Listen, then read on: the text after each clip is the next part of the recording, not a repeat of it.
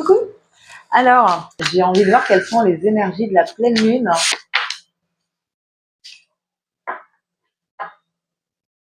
Le 3 fois né. Donc, il est vraiment question d'une nouvelle naissance là. Ensuite, l'invitation.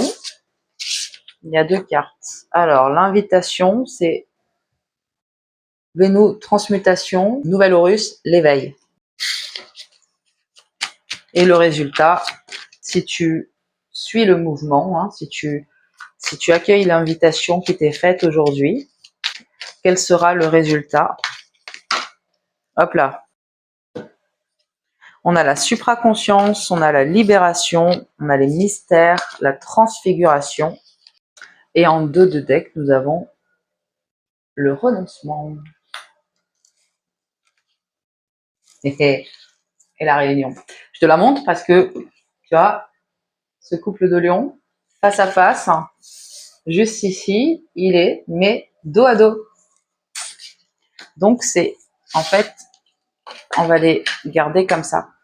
Donc, la pleine lune de ce mois-ci, pour les personnes qui vont être amenées à regarder cette vidéo, on a dit qu'il était question de l'énergie de Thoth, le 3 fois né. Thoth, c'est le dieu de la connaissance. Mettre de la lumière sur les choses, les processus, les informations. C'est ce qui va te permettre de pouvoir changer de posture. La notion de 3 fois né, elle est super intéressante. Ça va faire référence aux différents plans de la manifestation. On est quand même en 2026. 2026, faut savoir que on vient de clore un cycle de 9 ans, on commence à planter les graines pour le cycle de 9 ans à venir.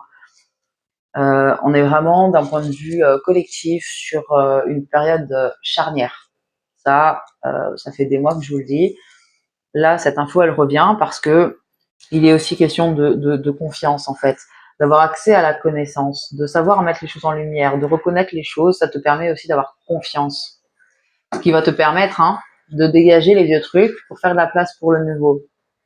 Ça va t'aider, te permettre. J'ai l'image d'un, comment on appelle ça là, tu sais, sur les bateaux, le gouvernail, voilà, de mieux gouvernailler, n'importe quoi, mieux gouverner ta vie, tout en sachant que c'est pas toi au niveau de ton personnage qui peut gouverner ta vie, d'où l'intérêt de remettre de la lumière, de réaccéder à la connaissance pour que ça puisse être la bonne partie de toi qui soit aux commandes. C'est super important, ça peut pas être ton mental. Avec toutes ces histoires de mental, de mindset, de développement, blablabla, il y a un moment donné, ça, oui, mais c'est pas là le cœur du job, tu vois. Si pour toi, tu as cet appel à faire ton job de conscience, que ce soit parce que tu t'es reconnu sur le parcours des flammes jumelles, que tu as reconnecté avec un jumeau cosmique, que tu comprends pas les choses, que ce soit parce que tu es déjà en cheminement depuis des années, que ce soit par le yoga, que ce soit par peu importe en fait ta voie d'éveil, il est quand même question de mettre la lumière sur la connaissance et d'accueillir cela, de l'accepter pour ce que c'est-à-dire l'invitation d'avoir conscience de toi aujourd'hui pour faire ton job de conscience et t'élever davantage. Si tu acceptes cette invitation, ça va générer des transmutations profondes. Le crocodile va faire référence à la sagesse ancestrale. Ici, cette partie-là, on est sur le 3e œil, la vision en profondeur, la renaissance. Toute cette partie-là, on peut considérer que, là, ce que je vois qu'il est question de ton personnage, et que cette partie feu, en fait, même s'il y a un phénix dessiné à l'intérieur, c'est aussi tout le process d'un point de vue général, énergétique, spirituel, qui va te permettre de réaccéder ici à la connaissance, à la sagesse, à la paix intérieure. Tu vois, il y a une notion ici beaucoup plus haute que juste toi, ton petit personnage, que ton corps mental, que ton corps émotionnel, etc. C'est l'éveil des consciences, l'éveil à la connaissance, l'éveil personnel dans la matrice collective. Et là, je capte la notion de identification vs unité. Il y a quelque chose de cet ordre-là aussi. Et les résultats d'accéder au mystère des choses. Ce que je capte, c'est que selon qui tu es, bah, tu vas accéder à une étoile ou à une autre.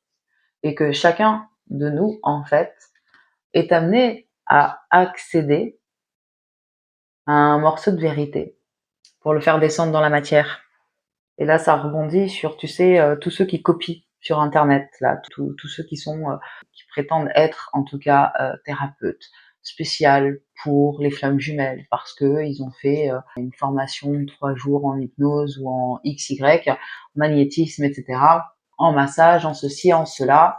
Et quand bien même ça fait 3 ans que tu exerces, t'es encore là, en fait, à parler des mêmes choses, à regarder ce que font les autres et à les réutiliser pour toi dans ce que tu fais, en changeant les mots, en peu importe, hein, tu vois, changeant le marketing, mais en fait, tu fais pas ton job, parce que ton job, c'est d'aller rechercher ce à quoi tu es relié et ce que tu dois faire descendre, ce pourquoi tu t'es incarné, ce que tu dois manifester.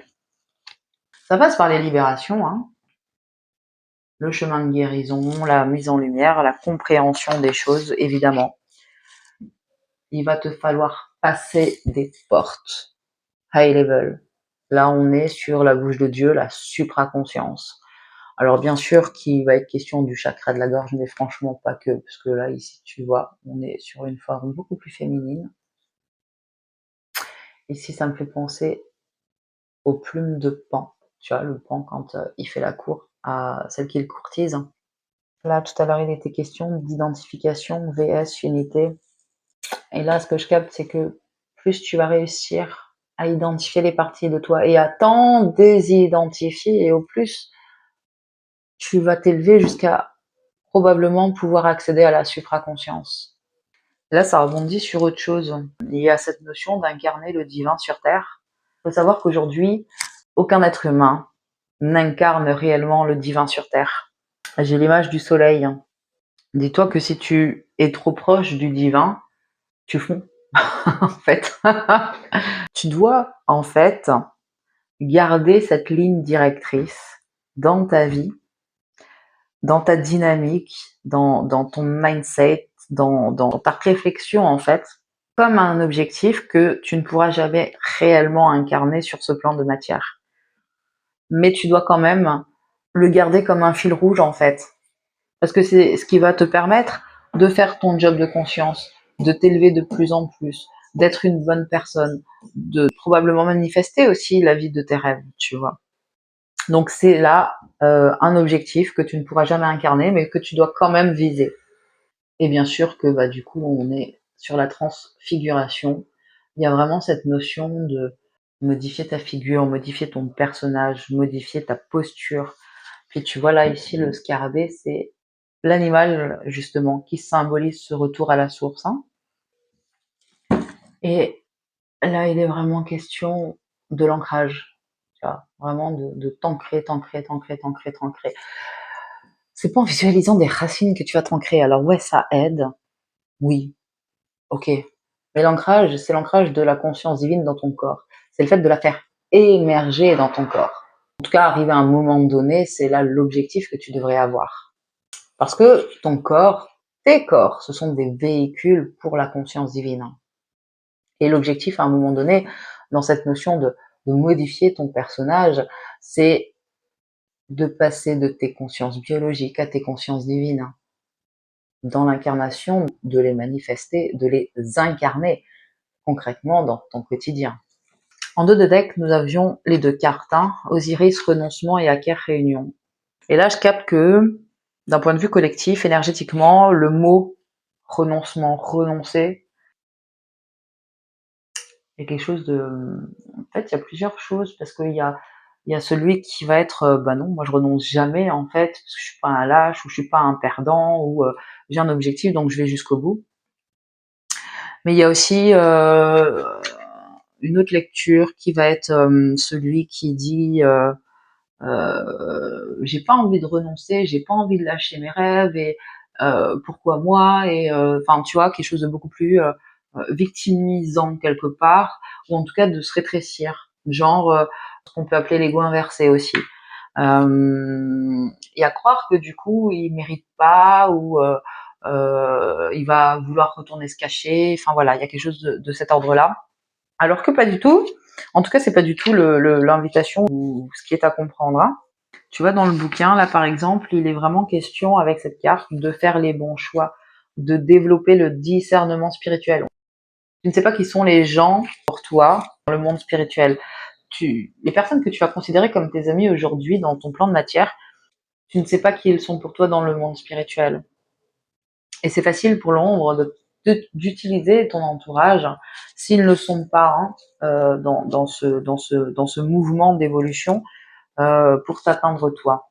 Parce que là, tu vois, il est aussi question de développer le discernement spirituel, de prendre le temps de la réflexion, d'apprendre à regarder les situations sous un jour nouveau, à changer ta posture au fur et à mesure de ton élévation, et ou peut-être que pour une ou l'autre d'entre vous, il est question de revenir sur votre première décision. Alors voilà, si ça te parle, si ça fait tilt, bah, il faut que tu creuses par là. Le conseil, ne pas se fier aux apparences, parce qu'elles peuvent être trompeuses. Réviser le jugement premier, accepter de revenir sur un engagement que vous aviez pris mais qui n'était pas juste. Parce que oui, ça va dans les deux sens, évidemment. Et alors ici, avec la carte d'Aker, réunion, je sais de quoi ça parle, hein, mais je suis inspirée à vous le lire. Donc voilà. C'est une invitation à unifier les principes yang et yin en nous-mêmes et dans la société. Être les co-créateurs d'un monde nouveau, mettre fin à la guerre des sexes, reconnaître les complémentarités, les incarner au quotidien, s'unir, se réunir en soi-même. Et c'est également la lame de la réunion des jumeaux cosmiques. Le risque avec cette carte, quand il y a des déviances, c'est la domination d'un des deux genres, masculin et féminin, guerre des sexes et lutte de pouvoir. Devise, je réalise l'union des complémentaires opposés. Ce tirage, il est parfaitement dans la continuité finalement de la première vidéo, puisqu'il était question justement des flammes jumelles, des jumeaux cosmiques, les objectifs, les schémas, etc. Donc en fait, on est pas mal. Voilà, voilà. Bon. Voilà, voilà. Donc, je vous souhaite une belle journée. Je vous dis à très vite. Ciao.